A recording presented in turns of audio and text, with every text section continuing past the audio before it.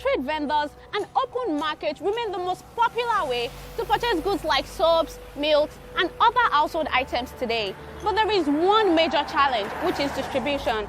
The movement of goods from manufacturers to final consumers require multiple middlemen, and the price of goods continue to rise as products move down the chain. On this episode of Startups, we'll be featuring a company that's trying to fix the problems of distribution in the informal retail market. Hello and welcome to another interesting episode of Startups. I am Abisola Adebayo. Come along.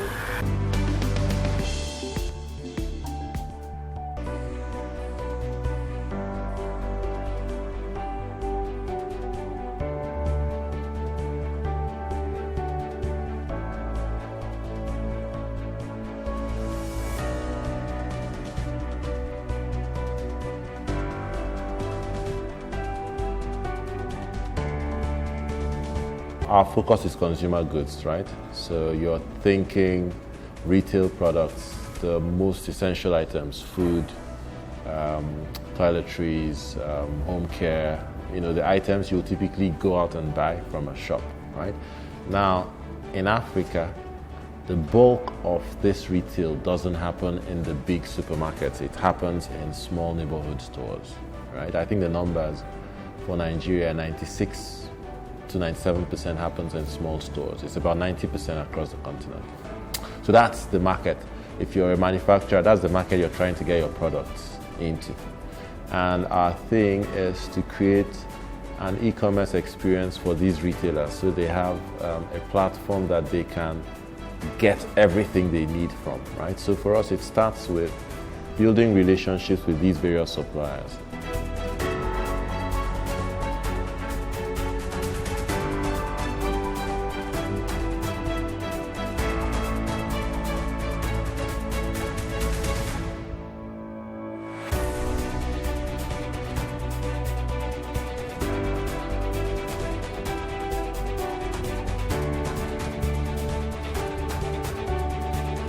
My name is Kachi Izukane, and I am CEO and co-founder at TradeDepot.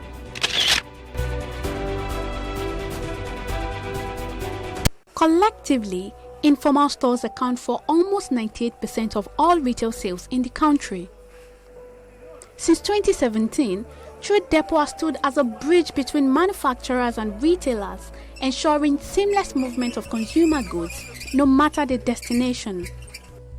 The company is the brainchild of Onyekachi Izukane and his two friends.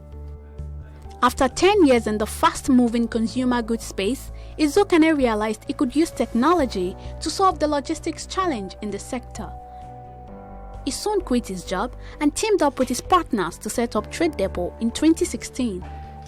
Myself and my two co-founders, Ruke and Michael, started this about 4 years ago after a career working in consulting and helping FMCG companies get their products into the market.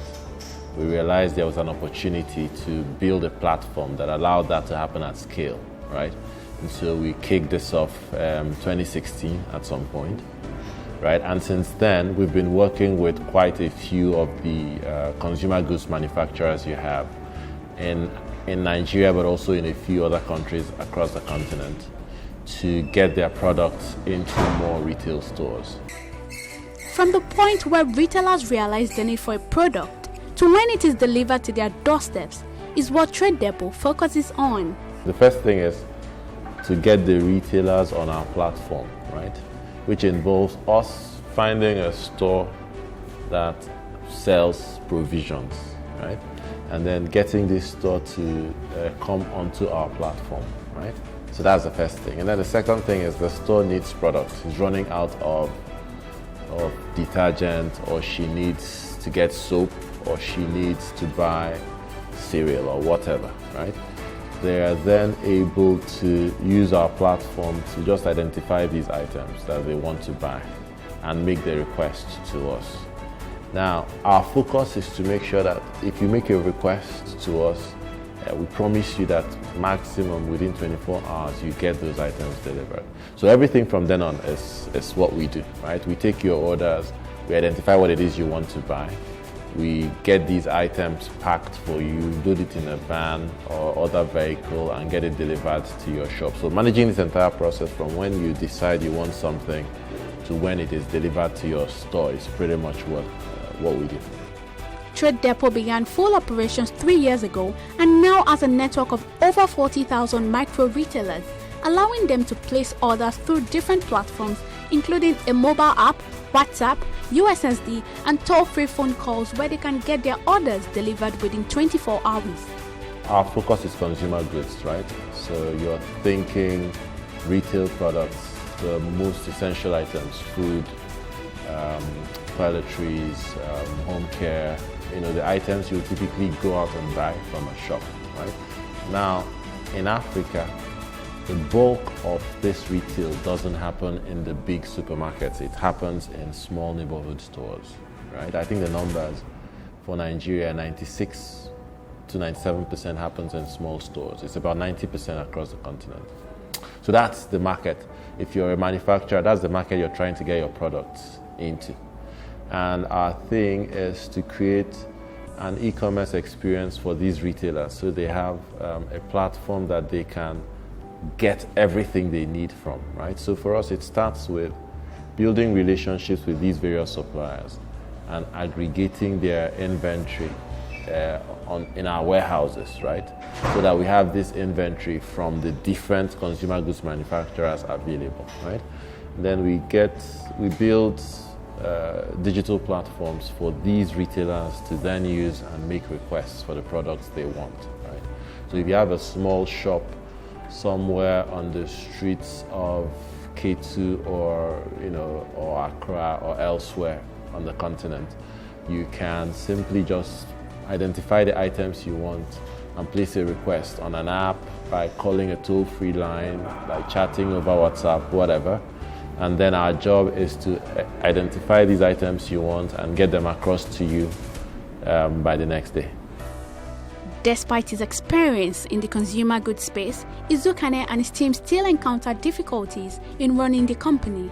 The natural difficulties you would expect in trying to do stuff like this, things like getting users that working with digital platforms isn't really their default way of working, getting them to have that mindset shift, working with suppliers who have traditional ways they've been doing distribution for the last, 80 to 100 years, getting them to adopt newer ways of going about things, getting other ecosystem players to come on board, dealing with competitive issues that may arise, and so on.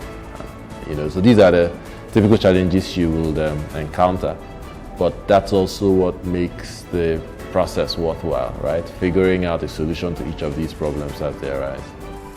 And through learning and perseverance, TradeDepot continues to record accelerating growth year on year.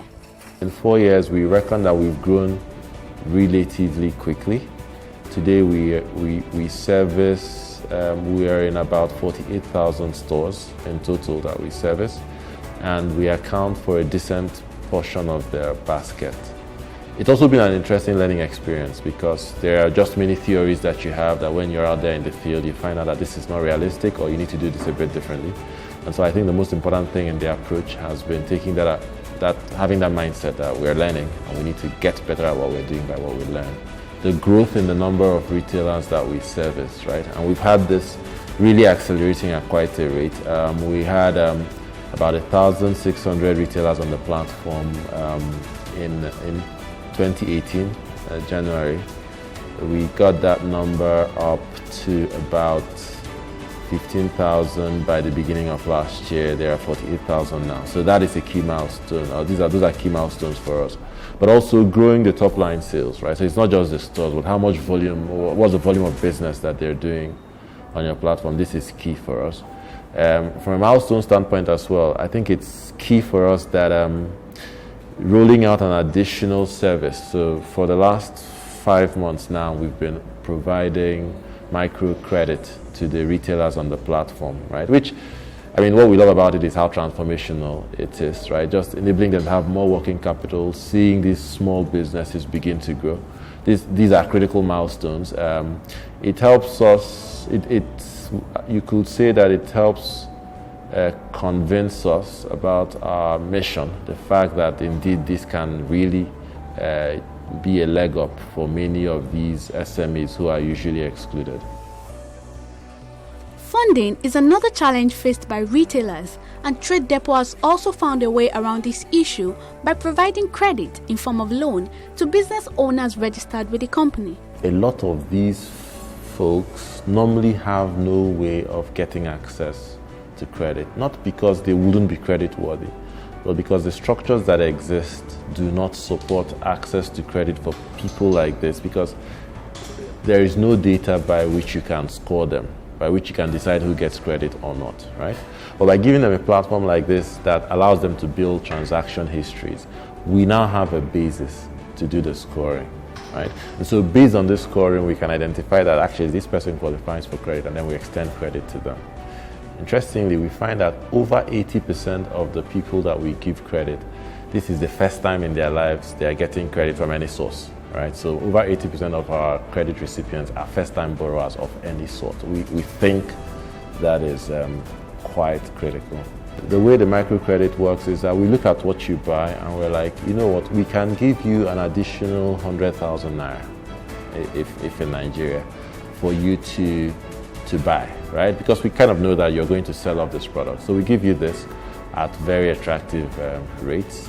But you pay us back after you've sold or as you sell off the product, right? So within 2 weeks or 4 weeks, you pay us back. And usually that's all the retailer is looking for. So imagine you have a store and you want to be a retailer. The thing you need cash to buy products so you can sell it.